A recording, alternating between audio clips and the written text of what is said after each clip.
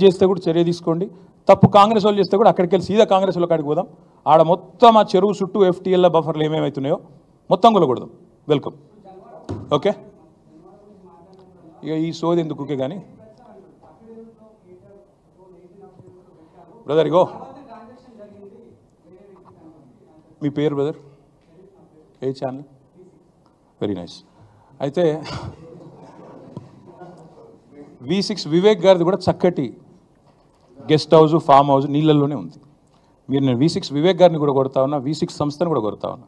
దయచేసి మీ V6 వాళ్ళు వెళ్ళి 2 కెమెరాలు చక్కగా పెట్టి V6 వివేక్ గారు ఎట్లా కట్టారో అందులో అది కూడా తీయండి. దయచేసి ఎందుకంటే కూలగొట్టేటట్టు మరి మీరు దగ్గరుండి పెద్ద మనిషి కదా, ఎమ్మెల్యే గారు కదా, తప్పకుండా చేయాలి. నేను అనేదల్లా ఒకటే, ఖచ్చితంగా. సరే రేవంత్ రెడ్డి నువ్వు కాదు కదా, నీకు ఎందుకు టెన్షన్. కానీ నేను అనేదల్లా ఓకే థ్యాంక్ యూ, అంత ఆవేశపడకు. ఇంక కూలగొట్టట్లేదు, వివేక్ గది ఎట్లా కాపాడుకుంటాడు. కానీ నేను అనేదల్లా ఏంటంటే, నా అఫిడవిట్ ఏదైతే ఉందో ఇట్స్ పబ్లిక్ డాక్యుమెంట్. అఫిడవిట్లో ఏముందో ఆల్రెడీ పెట్టాను, నాకు దాచుకునేదేమీ లేదు. అఫిడవిట్లు ఉన్నాయి, చూసుకోండి. మీరు V6లు ఇంకా ఉన్నాయి కదా, చూసుకోండి.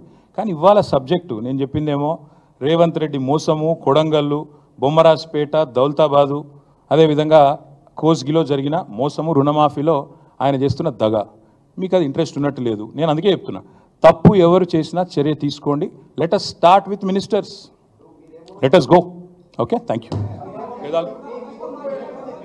నేను చెప్పినా తర్వాత మీ ఇష్టం. రేపు నేను చేవెళ్ళలో తొందరపడకు కవర్ చేసుకో, తొందరపడకు. చేవెళ్ళలో రేపు నేను పార్టిసిపేట్ చేస్తూ ఉన్నా. అదేవిధంగా సబితా ఇంద్రారెడ్డి గారు, నేను, స్వామి గౌడ్ గారు, మేమందరం కూడా రేపు చేవెళ్ళలో పార్టిసిపేట్ చేస్తూ ఉన్నాం.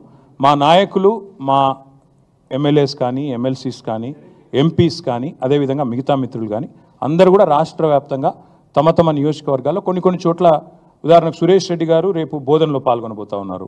అదేవిధంగా బాజిరెడ్డి గోవర్ధన్ గారు బాన్స్వాడలో పాల్గొనబోతూ ఉన్నారు.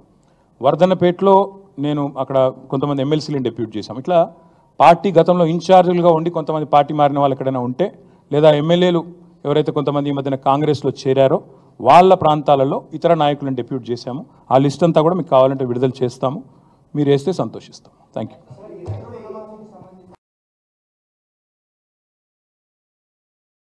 బూటకం ఇదంతా పచ్చి దగా, మోసం అని చెప్పి నేను మొన్ననే చాలా వివరంగా మీకు చెప్పడం జరిగింది.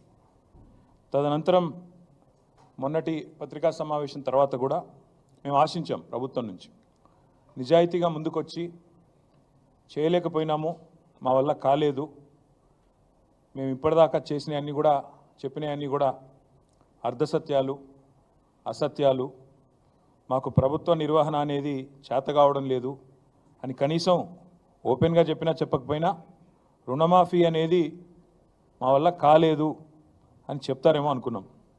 కానీ చాలా నీతిబాహ్యమైన రాజకీయాలు ఈరోజు కాంగ్రెస్ ప్రభుత్వం రేవంత్ రెడ్డి గారి నాయకత్వంలో చేస్తున్నది. రుణమాఫీ బూటకం, పచ్చి మోసం, దగ అని తెలిసిపోయింది. రుణమాఫీ కాదు, జరిగింది మాఫీ కాదు, పెట్టింది రైతుకు టోపీ అనేది చాలా స్పష్టంగా అందరికీ కూడా అర్థమైంది. రవ్వంత రుణమాఫీ చేసి కొండంత డబ్బా కొట్టుకున్న ఈ ముఖ్యమంత్రి డొల్లతనం, ఆయన చాతగాంతనం, ఈ అబద్ధాల ముఖ్యమంత్రి నిజస్వరూపం 70 లక్షల మంది రైతుల సాక్షిగా బయటపడ్డది. రాష్ట్ర వ్యాప్తంగా ఈరోజు మీరు చూసినట్టయితే రైతుల ఆగ్రహంతో రగిలిపోతూ ఉన్నారు. రుణమాఫీ కాలేదు అని మండిపడతా ఉన్నారు. బ్యాంకులకు తాళాలు వేస్తూ ఉన్నారు. ఎక్కడికక్కడ ప్రభుత్వ కార్యాలయాలను ముట్టడిస్తూనే ఉన్నారు. మీరు ఒక్కసారి చూసినట్టయితే ఎట్లా జరుగుతూ ఉంది పరిస్థితి అంటే, ఇవాళ ముఖ్యమంత్రి, ప్రభుత్వం వారు చెప్తున్న మాటనేమో ఇది వ్యవసాయ మంత్రి గారి స్టేట్మెంట్, తుమ్మల నాగేశ్వరరావు గారి స్టేట్మెంట్. ఇది 2 లక్షల రుణం మాఫీ చేశాం, ఇది వ్యవసాయ మంత్రి స్టేట్మెంట్, తుమ్మల నాగేశ్వరరావు గారి స్టేట్మెంటు. 2 లక్షల రుణం మాఫీ చేశాము. కానీ పత్రికల్లో కొన్ని పత్రికలు చాలా స్పష్టంగా రాశాయి, రుణం తీరలేదు. ఎలా మోసం జరిగింది చెప్పారు, నేను కూడా వివరంగా చెప్తాను. రైతులతో మాట్లాడిచ్చారు. తర్వాత రైతులు రాష్ట్ర వ్యాప్తంగా రోడెక్కుతున్నారు, మాకెందుకు రుణమాఫీ జరగలేదు అని చెప్పి రైతులు రాష్ట్ర వ్యాప్తంగా రోడెక్కుతూ ఉన్నారు. ఎక్కడికక్కడ ఇవాళ రణరంగంగా రుణభంగం జరిగింది కాబట్టి రణరంగంగా రాష్ట్రంలోని ప్రతి గ్రామం కూడా మారిన పరిస్థితి. ఇవి మాఫీ మంటలు అనే పేరిట మాఫీ అని చెప్పి మోసం చేస్తున్న వైనం ఏదైతుందో దాని మీద ఒకవైపు, మరొక వైపు ఎక్కడికక్కడ నిరాహార దీక్షలు, ధర్నాలు, నిరసనలు. ఇది ఎవ్వరు ఏ పార్టీ ప్రేరేపించింది కాదు. రైతులు స్వచ్ఛందంగా తమ కడుపు మంటతో ప్రభుత్వ కార్యాలయాల్లోకి, అదేవిధంగా బ్యాంకుల దగ్గర చేరి ఇవాళ ఎక్కడికక్కడ ప్రభుత్వ కార్యాలయాలను కూడా ముట్టడిస్తూ ఉన్నారు. ఇప్పుడు చూడండి, ఇది ఆగని అన్నదాతల నిరసనలు, ఒక ఫుల్ పేజ్ మొత్తంగా ఎక్కడికక్కడ రాష్ట్ర వ్యాప్తంగా రగులుతున్న పరిస్థితి ఇట్లా కనబడుతూ ఉంది. వాస్తవాలు ఇట్లా ఉన్నాయి. 4-5 రోజులుగా ఏ పత్రిక చూసినా, మరి టీవీ చూసినా రుణమాఫీ మీద రగులుతున్న రైతు లోకం, రైతు ఆందోళనలతో అట్టుడుకుతున్న రాష్ట్రం, సీఎం దిష్టిబొమ్మల ఊరేగింపులు, నిరసనలు, ఇవన్నీ కూడా ఒకవైపు కనబడతా ఉన్నాయి. గుండెలు మండి అన్నదాతల ఆందోళన చేస్తుంటే ఇవాళ పోలీస్ కేసులు పెట్టి, అక్రమ అరెస్టులు పెట్టి చేసి వారిని అణిచివేసే ప్రయత్నం చేస్తూ ఉన్నారు. మీరు ఇది చూడాలా దయచేసి అందరూ కూడా. ఆదిలాబాద్ జిల్లాలో